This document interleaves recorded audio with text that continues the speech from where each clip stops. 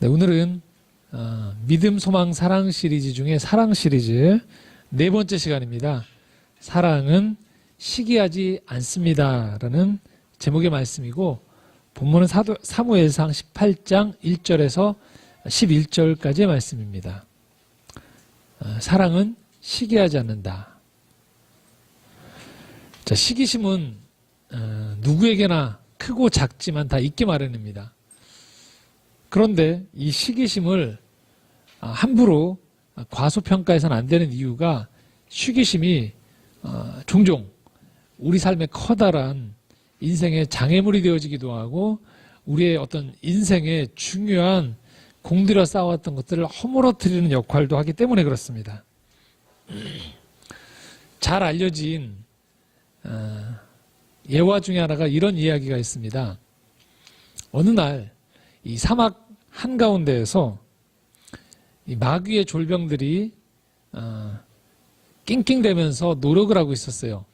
어떤 노력을 하고 있었느냐면, 사막의 은둔에서 수도를 쌓고 있는 수도자, 그 지역 일대에서 가장 존경받는 수도사를 유혹하기 위해서 온갖 방법을 다 쓰고 있었던 중이었습니다. 모든 것들을 통해서 세상의 화려함과 명성과 여러 가지 유혹을 계속적으로 이 수도자에게 했던 겁니다. 하지만 이 수도자는 꿈쩍하지 않았어요. 이 마귀의 졸병들이 과연 저 수도자를 어떻게 하면 유혹해서 그 마음속에 죄악의 씨앗을 심을 수 있을까 하는데 도저히 빈틈이 안 보인 거죠. 그때 그 일대를 지나던 마귀의 그 두령이 이 모습을 접하게 된 거죠. 어떤 일이냐고 물어보자 여차여차해서 이렇게 해서 저 수도자를 넘어뜨리려고 했는데, 도무지 저 수도자가 너무 수도가 잘 되어 있어서 넘어뜨릴 수 없다라고 얘기한 거죠. 그러자 이 마귀의 두령이 웃음을 띠면서 이 거룩한 수도자에게 조용히 다가가서 귀에 한마디를 했습니다. 그러자 여태까지 그 모든 유혹을 잘 이겨냈던 이 수도자의 얼굴이 일그러지기 시작했습니다. 그리고 이 마귀의 두령은 회심의 미소를 지으면서 마귀의 졸병들에게 다가와서 마침내 저 수도자가 이 유혹에 넘어갔다라고 이야기를 했습니다. 여러분, 과연 어떤 이야기를 했기를 그랬을까요? 어떤 유혹에도 넘어가지 않았던 이 수도자의 귀에 대고서 이 마귀의 두목이 이렇게 얘기했다고 합니다. 지금 방금 네 형이 알렉산드라의 주교가 됐어 라고 했답니다. 네가 할 자리였는데 그 자리를 너희 형이 그 알렉산드리아 지하에게 주교가 됐다라는 소식을 듣자마자 모든 유혹을 이겨냈던 이 수도자의 평정심이 깨져버리면서 그 마음에 시기심이라는 이 싹이 트기 시작했다는 것이죠. 마귀 두목은 그래서 이 마귀 졸병들에게 이렇게 얘기했다는 거죠. 모든 사람들에게 이 씨앗을 뿌리는 순간 넘어가지 않은 사람이 없다라고 비법을 전수해주고 그 지역을 떠났다라고 얘기합니다. 우스갯얘기처럼 들리지만 그만큼 인간이 인생을 살아가는 가운데 있어서 그 어떤 감정보다, 그 어떤 씨앗보다, 그 어떤 영향력보다 강력하게 우리를, 마음의 평정심을 깨트리는 것이 바로 이 시기심이라는 거예요. 영혼의 평온을 갉아먹는 악인 거죠. 사실 시기심은 다른 사람의 잘된 것, 그 안정된 상태를 축하해 주기보다는 배아파하는 거죠. 그리고 이 상대방의 잘됨이 나에게 오지 않은 것들에 대해서 내가 분노가 일어나는 거죠. 자, 그런데 이 시기심에 문제가 하나 있어요. 그것은 시기심이 나와는 별 상관없는 사람과의 관계에서는 일어나지 않는다는 거예요. 그러니까 전혀 상관없는 사람이 잘된 거는 그냥 그런가 보다 라고 생각을 하는 거예요. 그런데 나와 매일 살을 맞대고 살아가는 친구, 때로는 형제, 친척, 그리고 직장의 동료들 가운데에서 이 시기심이 발동한다는 거죠. 그래서 이 시기심이 발동하기 시작하면 이전까지 해왔던 이 건강한 노력과 관계들이 파괴가 되어진다는 게 이 시기심의 어려운 거예요. 사랑으로 이 관계 맺음에 그래서 이 시기심이 깃들기 시작하면 평온한 듯 하지만 점점 이 나무의 밑둥이 갉아먹는 것처럼 어느새 이 시기심이 우리 안에 들어오면서 어느 순간에 우리를 쓰러뜨리게 된다는 거죠. 그 관계가 멀어지거나 경직되게 만드는 그 원인 제공이 바로 이 시기심에 있다라는 것이죠. 그래서 사도 바울은 이 고린도전서 13장에 사랑을 이야기하면서 사랑은 시기하지 않는다라고 얘기하는 거예요. 진정한 사랑의 관계에 들어가기 위해서는 이 시기심을 과소평가하지 않고 이 시기심을 어떻게 잘 다루느냐가 중요하다라는 거죠. 오늘 우리가 함께 읽었었던 이 본문에 나와 있는 바로 이 사울이 대표적인, 성경에 나와 있는 대표적인 시기심을 통제하지 못하고 시기심에 그대로 끌려다니면서 자신의 인생이 파괴된 사람이라고 할 수 있는 거죠. 사울이 누구일까요? 사울은 이스라엘의 이 초대 왕입니다. 이스라엘 백성이 본래 이 아브라함부터 시작된, 그러니까 창세기 1장부터 11장까지를 원역사라고 해서 그냥 개별적으로 살아가던 이 역사가 창세기 12장에 하나님이 아브라함을 지명해서 불러주심으로 말미암아 이스라엘 민족이 시작되는 거죠. 아브라함 믿음의 조상이라고 얘기하는 거죠. 그래서 아브라함부터 이 부족 단위로 이스라엘 백성이 형성되어집니다. 그리고 이 아브라함의 후손이었던 요셉의 일가가 가나안 땅에서 애굽 땅으로 이주를 하게 되는 거죠. 그리고 400년의 세월이 흐르면서 이스라엘 백성이 200만이 넘는 거대한 민족이 되어버리고, 그리고 이들이 그 애굽의 노예로 너무나도 고생하는 가운데 하나님께 탄원을 올려서 하나님이 모세를 통해 다시 이 백성을 불러낸 거죠. 애굽에서 다시 불러내서 원래 그들이 살고 있던 약속의 땅 가나안 땅으로 머물게 한 게 이스라엘의 역사거든요. 그 가나안 땅에 들어가서 이들은 끊임없이 지도자를 원하죠. 그래서 이 모든 역할들 중간 역할을 하던 사사가 있습니다. 사사기에 나온 사사들 이후에 이들이 마침내 그 가나안 땅에서 보았던 것처럼 우리에게도 눈에 보이는 지도자를 달라고 해서 그 첫 번째 이스라엘 백성들의 요청에 따른 하나님을 대리하는 첫 번째 지도자로 택함받은 사람이 바로 사울이거든요. 대단한 사람인 거죠. 축복받은 사람이에요. 그런데 이 많은 축복과 이스라엘 역사에서 어디에도 비길 수 없는 독특한 아주 스페셜한 위치에 있었던 이 사울이 그가 누리게 된 이 선택받음, 특권, 모든 축복을 다 잃어버리는 일이 발생합니다. 바로 다윗이 등장하면서예요. 다윗 전까지의 사울과 다윗이 등장하고 난 후의 사울의 그 모습은 전혀 다른 모습으로 변하게 되어집니다. 본래 이 사울과 다윗의 관계는 사울이 이 다윗을 불러들임으로 인해서 호의적인 관계에 시작됐습니다. 오늘 말씀 5절인데요. 함께 읽겠습니다. 다윗은 사울이 보내는 곳마다 가서 지혜롭게 행하며 사울이 그를 군대의 장으로 삼았더니 온 백성이 합당히 여겼고 사울의 신하들도 합당히 여겼더라. 다윗은 본래 양을 치던 목동이었죠. 근데 그가 골리앗과의 전쟁에 나아가서 골리앗을 넘어뜨림으로 말미암아 일순간 이 이스라엘 공동체에서 떠오르는 총망받는 그 준 리더의 자리에 올라서게 된 거죠. 사울도 그 사실을 알았기 때문에 이 다윗을 결국 자신의 군대의 장수로 임명을 합니다. 백성들도 사울이 탁월한 사람을 임명했구나라고 여겼고, 사울을 따르던 나머지 신하들 또한 이 조치가 아주 지혜롭다고 여겼던 거죠. 여러분, 우리가 알다시피 훌륭한 리더는요, 단순히 자신이 모든 걸 다 아는 리더가 훌륭한 리더가 아니에요. 하나에서 열까지 모든 것들을 다 완벽하게 제일 잘하는 사람이 탑 리더가 아니죠. 누구죠? 탑 리더는요, 자신이 모든 것을 다 하는 것이 아니고요, 각각의 요소에, 적재적소에 맞는 사람을 등용하고 그 사람이 소신껏 자신의 능력을 최대치로 발휘할 수 있도록 끊임없이 이끌어주는, 리드하는 사람이 탑 리더가 할 역할이죠. 백성들이 지금 그 사울의 리더십을 칭찬하고 있는 거예요. 신하들조차도 야, 우리 리더가 사람을 제대로 인선해서 바로 적재적소에 배치하는구나. 자, 누가 더 이 시점에서 높게 사울 그 리더십을 평가할까요? 백성들은 당연히 사울을 높게 평가합니다.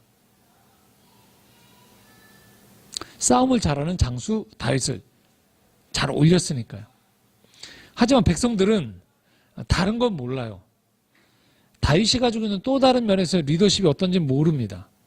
지금 이 사람을 적재적소에 뽑은 사울의 리더십을 사실 백성들은 칭찬하고 있었어요. 그리고 다윗도 그 기대에 부응해서 전쟁을 잘하고 승리를 잘했던 것이죠. 자, 그런 일이 또 벌어진 거죠. 그러자 6절과 7절에 이제 중요한 분기점이 되는 사건이 발생합니다. 함께 읽겠습니다. 무리가 돌아올 때 곧 다윗이 블레셋 사람을 죽이고 돌아올 때 여인들이 이스라엘 모든 성읍에서 나와서 노래하며 춤추며 소고와 경쇠를 가지고 왕 사울을 환영하는데 여인들이 뛰놀며 노래하여 이르되 사울이 죽인 자는 천천히요 다윗은 만만이로다 한지라. 아멘. 자, 여인들이 노래를 부르는 거예요. 뭐라고요? 사울이 죽인 사람은 천천히인데 다윗은 만만이다라고 칭찬한 거예요. 찬양한 거죠. 여러분 어떻게 생각하십니까? 지금 이 말이 다윗만을 지켜 세우는 표현일까요? 성경에 뭐라고 기록하고 있냐면요, 명확하게 이렇게 기록하고 있습니다. 6절 하반절을 보십시오. 6절 하반절에 뭐라고 표현되어 있습니까? 노래하며 춤추며 소고와 경쇠를 가지고서 누구를 환영한다고요? 왕 사울을 환영한다는 거예요.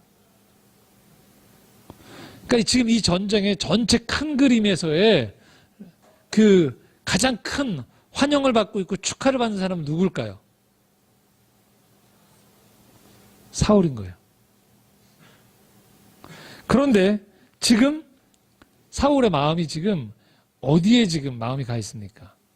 환영하는 사람들이 이야기할 때 와, 사울은 1000명을 죽였는데 다윗은 지금 10,000명을 죽였다고 칭찬하고 있다라는 그 칭찬에 지금 쏠려버린 거예요. 근데 거듭 말씀드리지만 백성들이 지금 이 찬양을 부를 때 전체적인 그림은 이 모든 것들의 최종 공이 누구에게 있다? 다윗에게?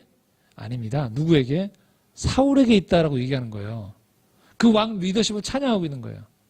근데 다윗의 마음은 지금 어디에 꽂혀버렸죠? 사울의 마음은 천이냐 만이냐에 꽂혀버렸어요. 더 이상 다윗에게는, 사울에게는 다른 말이 안 들어오기 시작해요.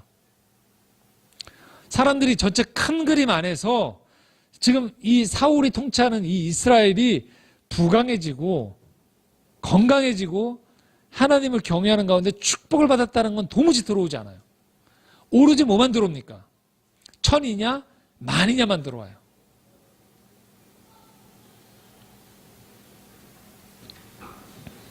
그래서 사울은 8절과 9절에 지금 이렇게 반응합니다. 함께 읽겠습니다. 사울이 그 말에 불쾌하여 심히 노하여 이르되 다윗에게는 만만을 돌리고 내게는 천천만 돌리니 그가 더 얻을 것이 나라 말고 무엇이냐 하고 그날 후로 사울이 다윗을 주목하였더라. 다윗이 그 마음을 품은 게 아니에요. 백성도 그 마음을 품은 게 아니에요.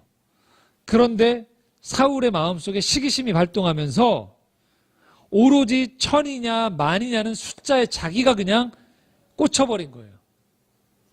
그러자 뭐가 될까요? 이제 거기에 마음이 쏠리기 시작하자 다른 아무 것들도 주변에 누가 얘기해주든 아니라고 얘기하든 뭐예요? 자기 마음속에 시기심과 자기 마음속에 컴플렉스가 작동하기 시작하면서 이 모든 것들에 대한 진실이 사라져버립니다. 자신이 보고 싶은 것만 보기 시작하는 거예요. 그 표현을 뭐라고 합니까? 그날 이후로 사울이 다윗을 주목하더라라고 얘기하고 있어요. 이 주목은요, 진실을 보기 위한 주목이 아니에요. 자기의 시기심이 맞다라고 하는 정보만을 취득하기 위한 왜곡된 시선이에요. 이때 이 모든 이 시선의 주목은요, 이제 다윗이 그렇지 않은 행동을 하는 것, 백성이 사울을 찬양하는 것은 다 뭐로 보일까요? 거짓 정보로 보이는 거예요. 이건 아니라는 거예요. 왜곡인 거죠. 거짓말인 거죠. 오로지 뭐만 진실일까요? 내 안에 발동한 시기심에서 기인한 이 판단만이 맞다라고 얘기하는 거예요. 그리고 그것에 맞는 정보만을 취득하기 위해서 다윗을 바라보고 있는 거예요. 자, 일단 이 상황에 들어가면요, 누구도 말릴 수 없어요. 누구도 올바른 정보를 제공해줘 다 잘못 이해하고 있다라고 이야기합니다. 정상적인 판단이 안 되는 거예요. 오로지 자기 마음 안에 시기심과 그것에서 작동해서 벌어지는 판단만이 맞다라고 여기는 거예요.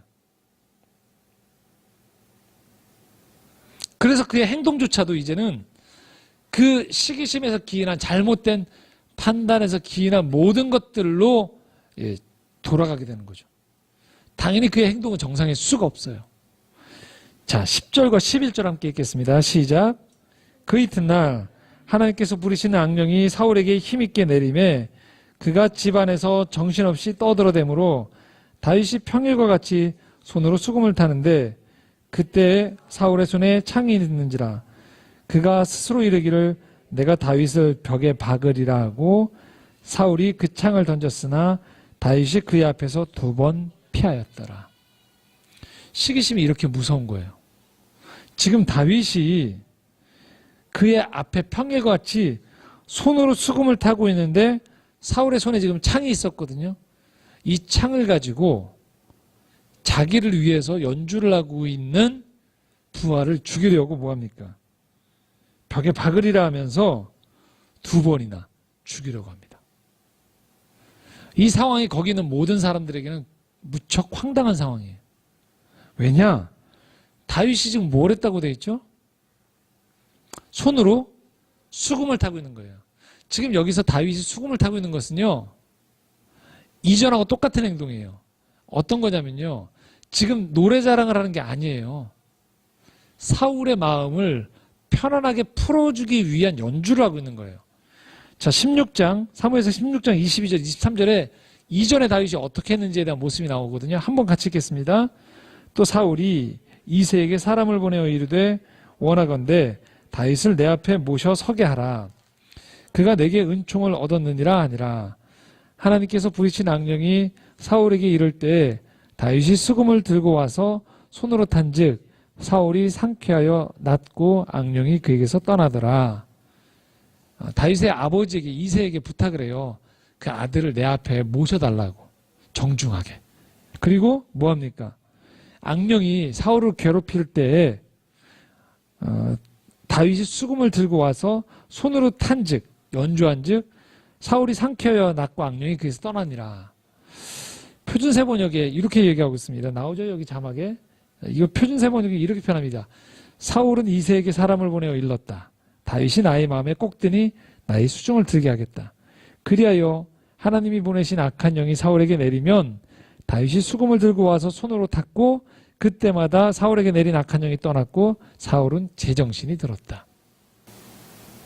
어떤 상황이죠? 다윗이 지금 이 사울의 이 악령에 깃들었다고 성경에 표현하고 있지만 여하튼 사울이 이 우울증이든 또는 여러 가지 어떤 증상이든 그가 정서적으로 힘들 때 다윗의 연주를 들으면 그의 마음이 편안했던 거예요. 그러니까 지금 이 18장에 나와 있는 이 장면 또한 다윗은 지금 사울에게 이렇게 얘기하는 게 아니에요. 들어보셨죠?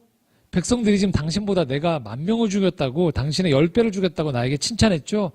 내가 얼마나 대단한 사람인 줄 알겠죠? 더더군다나 나는 음악도 잘합니다 하면서 연주를 하면서 사울을 지금 주눅들게 하려는 의도가 전혀 아니었어요. 사울의 명을 받아서 그는 지금 전쟁에서 목숨을 내놓고 이기고 돌아왔던 거예요. 누구를 위해서? 자기를 고용한, 임명한 사울을 위해서. 더더군다나 지금도 사울의 정신이 혼미한 것을 알자 또 동일하게 와서 그 앞에서 사울을 위해서 연주했던 거예요. 그런데 사울의 마음에 다윗이 나를 위협한다라는 마음, 내 경쟁자라는 마음이 들기 시작하자 이 모든 것들이 굴절돼 보이는 거죠. 왜곡돼 보이기 시작했어요. 다윗의 저 연주조차도, 다윗의 저 전쟁에서의 승리조차도 모두 내 나라를 뺏기 위한 수책이다. 왜곡되고 불투명하게 다윗의 의도를 보기 시작하는 거죠. 이게 시기심이 가지는 아주 무서운 영향력입니다. 우리가 살고 있는 세상도 비슷해요. 현대 문화로 갈수록 이 시기심을 조장합니다. 아까 우리가 봤듯이 눈으로 주목해서 봤듯이 점점 시기심은요, 눈을 통해서 극대화시켜요. 대중 매체나 우리가 살아갈 때 자꾸만 그래 사람들에게 하여금 이 시기심을 유발해서 그걸 갖지 못한 사람들을 주눅들게 만들어요. 우리가 거리를 나가보십시오. 건물마다 뭐 할까요? 얼마나 이 건물이 다른 건물보다 더 뛰어난지, 더 돈이 많은지, 영향력이 있는지를 자꾸 과시하는 쪽으로 해요. 그 도시의 건물들끼리 자꾸 경쟁을 합니다. 대표적인 일이 뭐냐면요, 도시에 맞췄누다라는 고층 건물이 들어서는 게 이 시기심의 최상입니다. 자, 사진 하나 볼까요? 어때 보이세요? 너무 두드러지죠? 이 도시의 고만고만한 건물들 속에서 뭐예요? 우뚝 솟아있죠. 더 이상 너희들하고 내가 경쟁하지 않겠다라는 상징처럼 보이는 거예요. 바짝 위로 올라가는 거죠. 이게 도시의 이 랜드마크가 되어지기도 하지만 또 다른 의미에서 이 건물 간의, 기업 간의 경쟁에서의 이 모든 것들을 더 이상 같이 경쟁하지 않겠다라는. 근데 사실은 어떤 의미일까요? 경쟁의 최극단을 달리는 거죠. 자, 이런 건물의 특징이 뭘까요? 이런 일이 벌어지는 거예요. 뭐냐면요, 더 이상 주변 건물들과 조화를 이룰 수가 없어요. 조화가 아닙니다. 그냥 홀로 우뚝 서버리는 거예요. 자, 그래서 우리가 알 수 있는 건 뭘까요? 이런 방식으로 경쟁에서 나서서 다른 사람의 시기심을 극대화시켜서 내가 눌러버리겠다고 얘기하는 것은요, 어떤 식으로 돌아오게 되냐면 우리한테 결국은 피해를 끼쳐요. 어떤 피해를 끼칠까요? 관계가 파괴되어져요. 여러분이 누군가에게 시기심을 느끼면요, 그 사람과 진실한 관계를 맺기 쉽지 않아요. 근데 아이러니하게도 우리가 또 어떻게 될까요? 그 시기심에 영향을 받던 우리조차도 어떤 패턴으로 돌아갈까요? 누군가에게 시기심을 빌러 일으키는 방식으로 인생의 성취감을 맛보려고 해요. 성공을 하려고 해요. 누군가에게 시기심을 불러일으키면 나는 성공했다라고 내가 착각을 하게 되는 거예요. 여러분, 진정으로 우리가 왜 성공을 해야 될까요? 왜 우리가 잘 돼야 될까요? 왜 그럴까요? 사실은요, 우리와 관계 맺는 사람들로 하여금 진정한 축하를 받고 서로 기뻐하고 그 유익을 서로 간에 공유하기 위해서 우리는 성공하는 거거든요. 그런데 내 성공을 내 주변 사람들 누구도 기뻐하지 않는 방식으로 바뀌어지는 거죠. 배 아파하고 시기하고 저 사람이 언제 저 성공해서 나락으로 떨어질까를 기대하게 만드는 방식으로 내 성공의 탑을 쌓아간다는 것은요, 결국은 내 성공이 누구에게도 도움이 되어지지 않는 단지 시기심을 좀 더 자극하는 방식으로 돌아간다는 것, 다른 사람에게도 불행이고요, 나에게도 불행이다라는 것들을 우리가 알 필요가 있다는 거예요. 시기심의 열차를 타게 되면요, 더 이상 주변 사람들이랑 아름다운 풍경이 보이지 않아요. 그리고 나조차도 이 시기심을 강화하는 방식으로 성공을 정의 내리고 그것을 확인하기 때문에 내게 주어진 내 목만큼의 행복을 누리지 못해요. 그리고 가장 궁극적으로는요, 내게 주신 소명의 길을 찾아가질 못해요. 왜요? 내 주변 사람들과의 이 시기심의 경쟁에 몰두하느라고 내게 주어진 소명의 길을 발견하지를 못한다는 것이죠. 내려와야 됩니다. 시기심의 열차에서요. 그렇다면 어떻게 내려올 수 있을까요? 그냥 나 오늘부터 시기심 없앨래 한다고 없어질까요? 그렇지 않습니다. 자, 시기심의 정점에 다다랐던 사울과 또 다른 길을 걸어갔던 두 사람을 통해서 우리가 이 지혜를 얻고자 하는데요. 사무엘상 18장 1절에 3절입니다. 함께 읽도록 하겠습니다. 같이 읽겠습니다. 다윗이 사울에게 말하기를 마침에 요나단의 마음이 다윗의 마음과 하나가 되어 요나단이 그를 자기 생명같이 사랑하니라. 그날에 사울은 다윗을 머무르게 하고 그의 아버지의 집으로 다시 돌아가기를 허락하지 아니하였고 요나단은 다윗을 자기 생명같이 사랑하여 더불어 언약을 맺었으며. 여기 주목해야 되는 단어가 있어요. 마음이에요. 하나가 된다는 거예요. 그리고 사랑이라는 거예요. 우리가 어떤 일들을 추진해 나아가고 있을 때 이 단어들이 내가 잘 가고 있는지에 대한 나침판이 되어야 된다는 거예요. 얼마만큼 다른 사람은 시기심을 불러일으킬 만한 일을 하고 있는지가 아니에요. 저 사람과 내가 마음으로 서로 간에 하고 있는 일의 방향과 서로 이 일이 이루어지는 것들에 대해서 기뻐할 수 있는지에 대한 마음의 소통을 나누기 시작해야 된다는 거예요. 이렇습니다. 왜 우리가 직장 가면 자꾸 만족도가 떨어질까요? 마음을 비워놓기 때문이에요. 마음을 담아내지 않기 때문이에요. 어떻게 되느냐? 회사의 매출이 올라가요. 그러면 보통 회사들이 누구만 좋아할까요? 사장님만 좋아하죠. 왜요? 직원들에게는 이 성공을 누릴 만한 그 마음으로 기뻐할 만한 것들이 서로 공유가 되어지지 않기 때문이에요. 그래서 직원들은 잘 되면 누구만 좋다? 사장님만 좋다고 생각하는 거예요. 직장의 문화가 마음을 나누는 문화가 되어지지 않는 거예요. 왜 학교에 가면 학생들이 점점 재미가 없어질까요? 마음을 나누지 못하기 때문이에요. 그냥 뭘까요? 계속적으로 지식만 쏟아붓고 그 지식을 가지고서 또 누군가에게 부러움을 받을 자리에 올라가라고 서로 간에 얘기하는 거예요. 어찌 보면 인생에서 정말 소중한 시간 동안에 스승과 제자가 되어서 서로 간에 성장할 수 있는 기회가 됐음에도 불구하고 현대의 교실이라는 것이 더 이상 마음을 제껴놓기 때문에 그래요. 선생님과 제자들이 하나가 된다는 걸 꿈을 꾸지 않기 때문이에요. 사장님과 함께 일하는 직원들이 마음이 하나가 되어진다는 것들을 아예 꿈을 꾸지 않기 때문이에요. 서둘러서 회복해야 됩니다. 마음의 영역을 불러일으키기 시작해야 돼요. 하나가 된다는 것이 무엇인지를 깨닫게 알기 시작해야 돼요. 그리고 서로 간에 사랑한다는 것, 이것들을 회복할 수 있어야 된다는 거예요. 그 사람을 축복해 줄 수 있어야 되고 그 사람의 인생이 잘 되기를 바라는 것들이 우리 안에 들어오기 시작해야 된다는 거예요.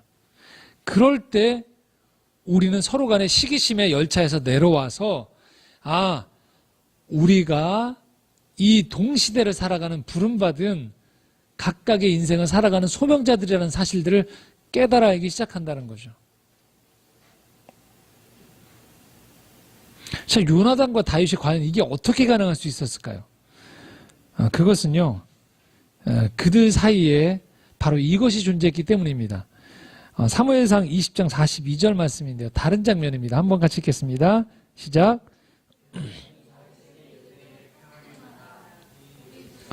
여호와 이름으로 맹세하여 이르기를 여호와께서 영원히 나와 너 사이에 계시고 내 자손과 네 자손 사이에 계시리라 하였느니라 하니 다윗은 일어나 떠나고 요나단은 성읍으로 들어가니라. 자, 다윗이 요나단과 이 어떤 일을 벌이는데요. 이 장면이 뭐냐면 사울이 자꾸 다윗을 죽이려고 하는 것 같자 요나단이 파악을 해보는 거죠. 아버지의 정말 본심이 무엇인가 알게 된 거죠. 정말 다윗을 죽이려고 하는구나. 그래서 요나단이 몰래 다윗에게 와서 뭐라고 얘기하느냐, 도망가라고 이야기하는 가운데 다윗과 언약을 맺어요. 약속을 맺어요. 그런데 지금 이렇게 얘기하는 게 아니에요. 너 나 믿지? 나도 너 믿어라고 얘기하지 않아요. 이들의 언약의 중심에 다윗과 요나단 사이에 무엇이 존재할까요? 하나님이 존재하시는 거예요. 이게 인간끼리의 우정과 다른 지점이에요. 다윗과 요나단의. 나와 너 사이에 여호와께서 영원히 계시다는 얘기를 하고 있는 거예요. 요나단도 자신의 인생을 하나님이 이끄신다는 걸 알고 있었고요. 요나단이 다윗의 인생도 하나님이 주관하신다는 걸 알고 있었던 거예요. 다윗 또한 마찬가지로 자신의 인생을 주관하듯 요나단의 인생을 하나님이 주관하신다는 걸 알고 있었던 거예요. 우리 둘 사이에 여호와께서 계시다는 걸 알고 있었다는 것이죠. 이 땅에서 우리가 하나님이 없다라고 생각하면요, 저 사람과 나는 경쟁자가 될 수밖에 없어요. 왜요? 저 사람이 저만큼의 파이를 가져가면 그만큼 내 파이가 줄어들기 때문이에요. 저 사람에게 칭찬이 돌아가면 나에게 그만큼 칭찬이 줄어들 거라고 생각하는 거죠. 저 사람이 인정받으면 그만큼 내가 인정받을 기회가 사그러든다고 생각해요. 왜 그럴까요? 유한한 땅을 사는 인간의 눈으로 보기 때문입니다. 하지만 오늘도 이 인생 전체에게 축복을 주기 원하시는 분이 하나님이시고 그분이 살아계시며 그분이 너와 나 사이를 그리고 너의 인생을 나의 인생을 인도한다는 사실을 알기 시작하면 우리는 시기심을 내려놓고 내가 만들어낸 성공이 아닌 하나님의 일하심의 협력자가 되어진다는 것을 우리가 깨닫게 된다는 거예요. 크리스천이 된다는 게 뭘 말할까요? 너와 내 사이에 나 사이에 하나님이 존재한다는 걸 믿는 거예요. 나는 나대로의 왕국을 만들고 너는 너대로의 왕국을 만드는 게 아니에요. 이 땅에 하나님 나라, 하나님의 왕국이 세워지는 가운데 너와 내가 그 나라에 부름받는 소명자로 살아간다는 걸 깨닫는 거예요. 창조주 하나님이 통치하는 세상 속에서 우리는 각자의 부르심 속에서 자신에게 주어진 삶의 자리를 아름답게 만들어가는 게 중요하다는 것이죠. 지금 만약 내가 누군가로 인해서 마음이 불편하다면 우리는 우리도 모르는 사이에 그 사람을 통해서 일하시는 하나님의 섭리와 계획을 무시하게 된다는 거예요. 설령 그 사람이 아직 하나님을 모른다 할지라도 동시에 우리는 우리를 향한 하나님의 일하심을 다 헤아리지 못하고 그 사람을 향한 하나님의 계획을 다 우리가 헤아리지 못하기 때문에 지금 우리는 불편해하고 있는 것이죠. 우리가 알아야 되는 게 있습니다. 시기심을 통해서는요, 아무것도 얻을 수 있는 게 없다라는 사실이에요. 그렇기 때문에 우리는 하나님을 믿어야 돼요. 하나님을 신뢰해야 돼요. 오늘도 내 인생을 통해서 하나님이 복을 주기 원하시는 것처럼 저 사람의 인생에도 복을 주기 원하신다는 걸 우리가 믿어야 됩니다. 그리고 우리가 해야 되는 게 뭘까요? 그러면 이 땅에 살아가면 우리가 해야 되는 게 뭘까요? 바로 이겁니다. 할 수만 있다면요, 여러분 주변 사람들에게 좋은 걸 주십시오. 아니야, 이건 나만 가지고 있어야 돼. 아닙니다, 여러분. 여러분이 좋은 것들을 나눠주기 시작할 때 하나님이 그걸 여러분을 보고 계세요. 더 복을 줘야지만 제가 통로가 될 수 있겠구나라는 걸 아는 거예요. 혼자 저 친구에게 주면 줄수록 저 복이 저 친구에게 주면 뭐예요? 혼자 꽁꽁 보자기에 싸고 금고에 가둬놓고 혼자만 그것들을 누리고자 하는 사람에게 하나님은 더 많은 복을 주기가 어려워지는 거죠. 그럼 저 친구에게 지혜를 주고 저 친구에게 건강을 주고 저 친구에게 물질을 주고 할수록 저 친구가 이 물질을 통하여서 건강을 통하여서 재능을 통하여서 자신의 나라를 세워가는 게 아니고 하나님의 나라를 세워가면서 하나님의 살아 역사하심을 더 전하고자 한다면 어찌 살아계신 하나님이 살아계시다라면 그 사람에게 복을 주지 않을까요? 그게 시기심을 뛰어넘는, 우리가 아무리 인간적으로 수양을 쌓는다고 해서 우리라는 존재는요, 시기심을 가질 수밖에 없어요. 위축될 수밖에 없어요. 누가 잘 되면. 그러나 눈을 크게 뜨고 오늘도 천지 만물을 주관하시는 하나님, 온 인류에게 복을 주기 원하시는 그 하나님을 믿는다라면 여러분 좋은 걸 주십시오. 주변 사람들에게. 아까워하지 마십시오. 왜요? 하나님이 여러분을 보고 계세요. 주면 줄수록 그래서 풍성해지는 게 하나님 나라의 법칙입니다. 요나단이 어떻게 했을까요? 바로 다윗에게 가장 좋은 걸 줬어요. 오늘 말씀 4절 말씀 이렇게 얘기합니다. 함께 읽겠습니다. 요나단이 자기가 입었던 겉옷을 벗어 다윗에게 주었고 자기의 군복과 칼과 활과 띠도 그리하였더라. 왕자가 양을 치던 목동에게 그리고 자신의 안위를 보장할 만한, 그리고 성경에서 겉옷은요 자신의 신분을 상징하거든요. 가장 중요한 거예요, 겉옷은. 그래서 엘리야가 엘리사에게 겉옷을, 예수님이 겉옷을,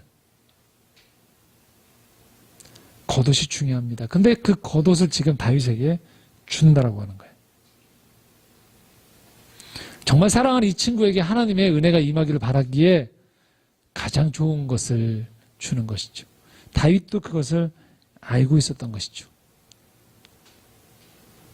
그래서 훗날 다윗이 가장 어려움에 처했을 때 정말로 이 왕 사울이 다윗을 극한으로 몰아가서 이제 다윗이 자칫하면 새장 안에 갇힌 새처럼 언제 죽을지도 모르는 그 순간조차도 요나단은 다윗을 찾아가서 이렇게 말합니다. 사무엘상 23장 15절 18절입니다. 같이 읽겠습니다. 다윗이 사울이 자신의 생명을 빼앗으려고 나온 것을 보았으므로 그가 십광야 수풀에 있었더니 사울의 아들 요나단이 일어나 수풀에 들어가서 다윗에게 이르러 그에게 하나님을 힘있게 의지하게 하였는데 곧 요나단이 그에게 이르기를 두려워하지 말라. 내 아버지 사울의 손이 내게 미치지 못할 것이요 너는 이스라엘 왕이 되고 나는 내 다음이 될 것을 내 아버지 사울도 안다 하니라. 두 사람이 여호와 앞에서 언약하고 다윗은 수풀에 머물고 요나단은 자기 집으로 돌아가니라. 놀라운 일입니다. 왜냐? 다윗은 지금 도망자의 신세거든요. 근데 거기다 가서 찾아가서 요나단이 하는 말이 뭐라고 합니까? 네가 왕이 될 거라고 얘기해. 인간적으로 보면 다윗, 지금 사울은요, 이 소갈머리가 없는 사람이에요. 자존심이 없는 사람처럼 보여요. 그런데 믿음의 눈으로 보면 요나단은 대단한 사람이에요. 왜요? 내 지금 소명의 자리는 왕이 아니라는 거예요. 내 소명의 자리는 어디다? 다윗 다음이다라는 거예요. 그게 내 달란트라는 걸 다윗은 알고 있었어요. 요나단은 알고 있었던 것이죠. 뭘 말할까요? 이 땅에는 모든 자리는요, 소명의 자리예요. 모두가 다 1등의 자리가 아니에요. 경영을 보면요, 이해가 안 되는 일이 벌어져요. 어떤 일들이 있냐면요, 분명히 저 사람이 말단 직원일 땐 잘하던 사람이에요. 과장까지는 잘하던 사람이에요. 그런데 저 사람이 임원이 되는 순간에 엉망이 되는 사람이 있어요. 왜 그럴까요? 그 사람이 임원이 되면 안 되는 사람이 올라가서 그래요. 사장이 되면 안 되는 사람이 사장을 할 때 불행해지는 거죠.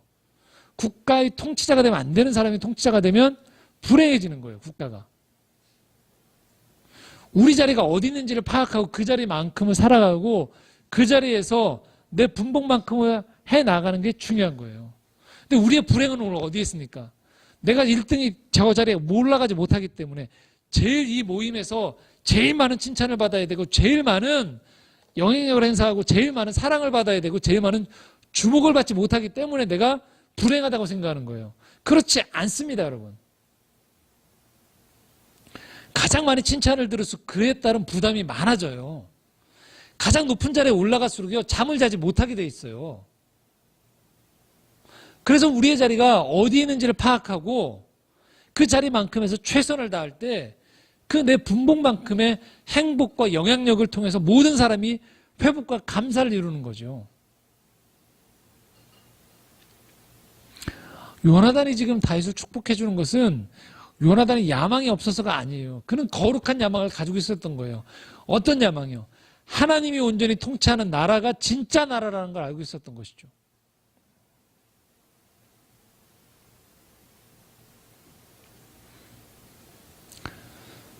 요나단의 끝이 어떻게 됐을까요? 그래서 우리가 보기에는 요나단이 끝에 사울과 죽임을 당하거든요. 죽거든요.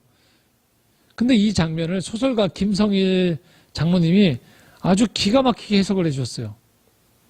다윗과 요나단의 이 우정이 여기서 끝났느냐? 그렇지 않다라는 거예요. 어디에서 결국 아름답게 열매를 맺느냐? 여러분, 다윗의 후손이 누굴까요? 예수 그리스도예요. 요나단의 후손, 베냐민 지파의 후손이 누굴까요? 사도 바울입니다. 그래서 이들의 우정이 그냥 인간적으로 끝난 게 아니고요. 인류 역사의 가장 아름다운 우정, 예수 그리스도와 이 사도 바울의 이 사랑으로 궁극적으로 열매를 맺으면서 이 하나님 나라가 온 세계에 퍼지는 기틀이 되었다라고 얘기하시더라고요. 저는 그 해석에 동의합니다. 때로는 이 땅에서 이 모든 것들이 결실이 거두지지 않을 수도 있어요. 하지만 영원한 하나님 나라의 눈으로 보면요. 어디에서 어떻게 하나님 나라가 아름답게 열매 맺을지 우리는 다 몰라요.